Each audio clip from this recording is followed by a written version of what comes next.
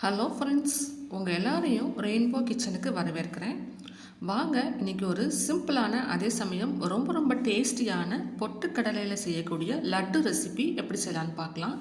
ரொம்ப சுலபமாக செஞ்சிடலாங்க. வீட்டில் இருக்கக்கூடிய பொருள்கள் தான். பொட்டுக்கடலை அப்புறம் சர்க்கரை இது ரெண்டும் இருந்தால் போதும். கொஞ்சமாக நெய் சேர்த்து சூப்பர் டேஸ்டியான இந்த லட்டு ரெசிபி குழந்தைங்களுக்கு ஈவினிங் டைமில் செஞ்சு கொடுக்கலாம். 15 நாள் வரைக்கும் கூட இதை ஸ்டோர் பண்ணி வச்சுக்கலாம். வாங்க இப்போ இந்த லட்டு ரெசிபி எப்படி செய்யலான்னு பார்க்கலாம். பாருங்கள், இப்போ இந்த லட்டு ரெசிபிக்கு தேவையான பொருள்கள் எடுத்து வச்சுருக்கிறேன். ரெண்டே பொருள் தாங்க, பொட்டுக்கடலை அப்புறம் சர்க்கரை. பொட்டுக்கடலை 1 கப் எடுத்துக்கிட்டிங்க அப்படின்னா அதில் பாதி அளவுக்கு சர்க்கரை சேர்த்துக்கோங்க, கரெக்டாக இருக்கும். இப்போது இந்த 1 கப் அளவுக்கு பொட்டுக்கடலை நல்லா கிறிஸ்பியாக ஃப்ரெஷ்ஷான பொட்டுக்கடலையாக பார்த்து எடுத்துக்கோங்க. அதில் பாதி அளவுக்கு சர்க்கரை சேர்த்துக்கோங்க, கரெக்டாக இருக்கும். நீங்கள் எந்த ஒரு பவுலில் இல்லை கப்பில் அளந்தாலும் 1க்கு பாதி அப்படின்னு அளந்துக்கோங்க. இப்போ இந்த 1 கப் அளவு நம்ம எடுத்து வச்சுருக்கிற பொட்டுக்கடலையை நம்ம ஒரு மிக்ஸி ஜாரில் சேர்த்துக்கலாம். சேர்த்துட்டு இதை வந்து நைஸாக பவுட்ரு பண்ணி எடுத்துகிட்டு வந்துடலாம். பொட்டுக்கடலை சீக்கிரமாகவே நைஸாக பவுட்ரு ஆகிடும். இதை வந்து சலிக்கவெல்லாம் தேவையில்லை. நல்லா நைஸாக இது மாதிரி பவுட்ரு பண்ணிக்கோங்க. இந்த மாதிரி பொட்டுக்கடலையை பவுட்ரு பண்ண பிறகு நம்ம சர்க்கரை 1/2 கப் வச்சுருக்கோம் இல்லையா, அதையும் இந்த பொட்டுக்கடலையோடு சேர்த்து திரும்ப ஒரு தடவை நல்லா நைஸாக அரைச்சிட்டு வந்துடலாம்.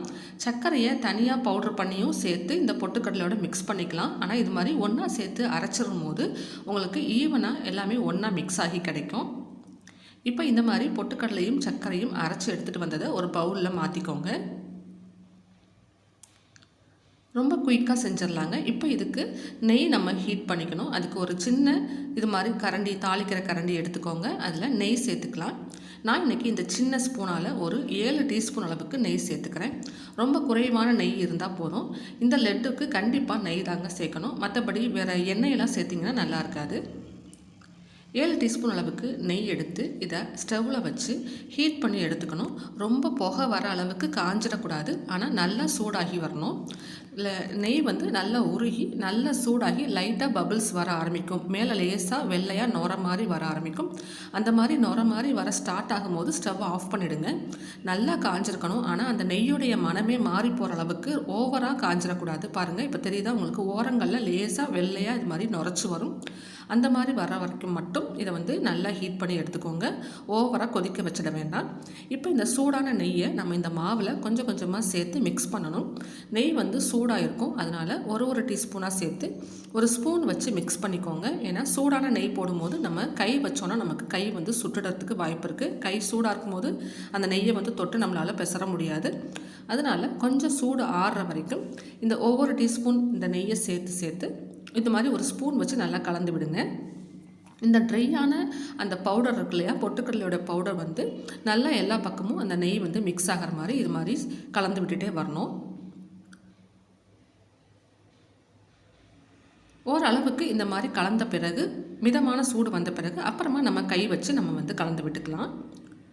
சின்ன சின்னதாக கட்டிகள் நெய் படுற இடத்துல ஃபார்ம் ஆகிற மாதிரி இருக்கும். ஆனால் ஒன்றும் பிரச்சனை இல்லை. நம்ம கையால் நம்ம பிசையும் போது அது எல்லாமே வந்து உடஞ்சிரும். இப்போ கொஞ்சம் கொஞ்சமாக நெய் சேர்த்து இந்த மாதிரி பிசைஞ்சுக்கோங்க. நெய் சேர்க்கும் போது அந்த பொட்டுக்கடலை பவுடருடைய கலரும் கொஞ்சம் லைட்டாக டார்க் கலரில் சேஞ்ச் ஆகும். இப்போ ஓரளவுக்கு சூடு ஆறிடுச்சு. இதுக்கு மேலே வந்து நம்ம கையால் மிக்ஸ் பண்ணிக்கலாம். சூடாக இருக்கும்போதே நம்ம வந்து உருண்டை பிடிச்சிடணும், ரொம்ப ஆற விட்டுடக்கூடாது. இப்போ பாருங்கள், நல்லா இது மாதிரி கலந்து விட்டுட்ட பிறகு இப்போ ஓரளவு மிதமான சூடு வந்துருச்சு. இதுக்கப்புறமா நீங்கள் கை வச்சு நல்லா மிக்ஸ் பண்ணிக்கோங்க. சின்ன சின்ன கட்டிகள் ஃபார்ம் ஆகி இருக்கும், அதை வந்து இது மாதிரி கை வச்சு உடச்சி விட்டிங்கன்னா ஈஸியாகவே உங்களுக்கு உடஞ்சி ஒன்றா மிக்ஸ் ஆகி வந்துடும். நல்ல அந்த வெதுவெதுப்பான சூடு இருக்கும் போதே நம்ம வந்து இதை உருண்டையாக பிடிச்சிடணும். ஆறின பிறகு நமக்கு வந்து உருண்டை பிடிக்க வராது. அதனால் வெதுவெதுப்பான சூடு இருக்கும் போதே பிடிச்சிடலாம். தேவைப்பட்ட இடையில ஒரு டீஸ்பூன் அந்த நெய் வந்து சூடான நெய்யை சேர்த்துக்கோங்க. நெய்யுடைய சூடு குறைஞ்சிருச்சு அப்படின்னா திரும்பவும் ஸ்டவ்வில் வச்சு லைட்டாக ஹீட் பண்ணி எடுத்துகிட்டு சேர்த்துக்கோங்க. நெய் சேர்த்து அந்த நெய் ஊற்றின இடத்துல அப்படியே கலந்து அந்த மாவை வந்து உருண்டையாக பிடிச்சிடுங்க. பாருங்கள், நான் இப்போ அப்படியே உங்களுக்கு உருண்டையாக பிடிச்சி காமிக்கிறேன். மாவுடைய கலர் வந்து ஓரளவுக்கு டார்க் ஆகிடுச்சு. பாருங்கள், நெய் படும்போது அந்த சூடான நெய் படும்போது அந்த பொட்டுக்கடலையோட அந்த பவுடரோட கலரும் லைட்டாக சேஞ்ச் ஆகி வரும். அந்த டைமில் நம்ம வந்து உருண்டை பிடிச்சிடணும். மாவு ஆறுறதுக்கு முன்னாடி கண்டிப்பாக உருண்டை பிடிச்சிடுங்க. நல்லா இந்த மாதிரி உங்களுக்கு எந்த சைஸில் வேணுமோ அந்த சைஸில் எடுத்து உள்ளங்கையினால் நல்லா அழுத்தி பிடிச்சிங்கன்னா உருண்டை வந்து அழகாக பிடிக்க வந்துடும். உடஞ்சி போகாது, உதிர்ந்து போகாது, அப்படியே இருக்கும். நீங்கள் வந்து குயிக்காக செஞ்சிடலாம். ரொம்ப ஈஸியான ரெசிபி தான். ஆனால் சூடாக இருக்கும் போதே, அதாவது சூடாக கொதிக்க இல்லை, அந்த வெதுவெதுப்பான சூடு இருக்கும், அந்த டைம்லேயே நம்ம வந்து உருண்டை பிடிச்சிடணும். இது மாதிரி பால்ஸை ரெடி பண்ணி நம்ம வந்து லட்டுவை ஒரு பிளேட்டில் எடுத்து வச்சுக்கலாம். பாருங்கள், நான் உங்களுக்கு இன்னொரு லட்டும் பிடிச்சு காமிக்கிறேன். கொஞ்சமாக நெய் சேர்த்துக்கோங்க. அந்த சூடான நெய் சேர்த்துட்டு அந்த நெய் சேர்த்துருக்கிற இடத்துல இருக்கிற மாவை மட்டும் அப்படியே கலந்து அங்கே இருக்க மாவை மட்டும் அப்படியே கையில் எடுத்து இல்லைனா அழுத்தி பிடிச்சிங்கன்னா உங்களுக்கு மாவு வந்து உதிர்ந்து போகாது. லட்டு பிடிக்கும் போது ஓரளவுக்கு தாராளமாக நான் இப்போ காமிச்சிருக்கிற அளவுக்கு நெய் சேர்த்திங்கன்னா தான் உங்களுக்கு சாப்பிடும்போது அந்த பொட்டுக்கடலை பவுட்ரு வந்து ட்ரையாக இல்லாமல் உங்களுக்கு நம்ம சாப்பிட்றதுக்கு ஈஸியாக இருக்கும். இல்லைன்னா வரன்னு தொண்டையை பிடிக்கிற மாதிரி இருக்கும் நெய் கம்மியாக இருந்தால். பாருங்கள், இந்த மாதிரி எல்லா மாவையுமே நம்ம வந்து உருண்டைகளாக ரெடி பண்ணிக்கலாம். ரொம்ப டேஸ்டியான, ரொம்ப சூப்பர் டேஸ்ட்டில் வீட்டில் இருக்கக்கூடிய எப்பயுமே நம்மகிட்ட இருக்கக்கூடிய ரொம்ப சாதாரணமான பொட்டுக்கடலை அப்புறம் சர்க்கரை இந்த 2 பொருளை வச்சு டேஸ்டியான லட்டு ரெசிபி ரெடி பண்ணிடலாம்.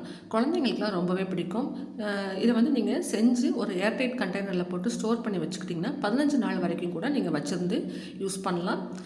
சாப்பிடும்போது அந்த நெய் மணத்தோட ரொம்ப ரொம்ப பிரமாதமாக இருக்கும். கண்டிப்பாக நீங்கள் இந்த ரெசிபி ட்ரை பண்ணி பாருங்கள். உங்களுக்கும் இந்த ரெசிபி ரொம்பவே பிடிக்கும்னு நினைக்கிறேன். இந்த வீடியோ உங்களுக்கு பிடிச்சிருந்ததுன்னா இந்த வீடியோவுக்கு ஒரு லைக் கொடுத்துடுங்க. உங்கள் ஃப்ரெண்ட்ஸுக்கும் இந்த வீடியோ யூஸ்ஃபுல்லாக இருக்குன்னு நினச்சிங்கன்னா ஷேர் பண்ணிக்கோங்க. நம்ம சேனலையும் சப்ஸ்கிரைப் பண்ணி வச்சுக்கோங்க.